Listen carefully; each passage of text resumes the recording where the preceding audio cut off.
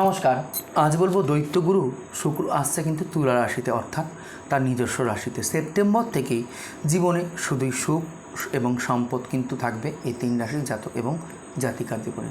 কারণ দৈত্যগুরু শুক্র প্রতি এক মাসে কিন্তু এক এক রাশি থেকে আরেক রাশিতে কিন্তু গোচর করে।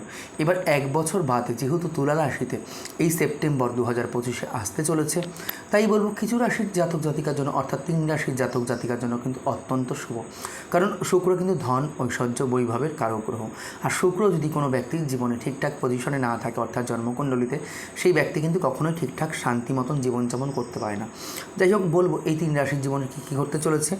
ব্যক্তিত্বে কিন্তু আকর্ষণীয় ভাব আসবে এবং শুক্র এক বছর পর তুলা রাশিতে গোচর করায় কিন্তু ভাগ্যের তালা কিন্তু তোমাদের খুলে যাবে।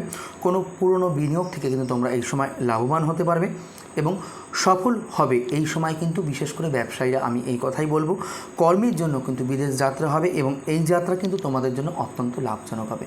এই তিন রাশির জাতক এবং জাতিকা হলো কুম্ভ রাশি, মকর রাশি এবং কিন্তু তুলা রাশি। তুমি কোন রাশির জাতক বা জাতিকা অবশ্যই কমেন্ট সেকশানে আমাকে লিখে জানাতে বলো না। আর যদি আমার ভিডিওটি ভালো লেগে থাকে প্রতিদিনের মতন কিন্তু অবশ্যই একটি লাইক, একটি শেয়ার কিন্তু করেই দিও। নমস্কার।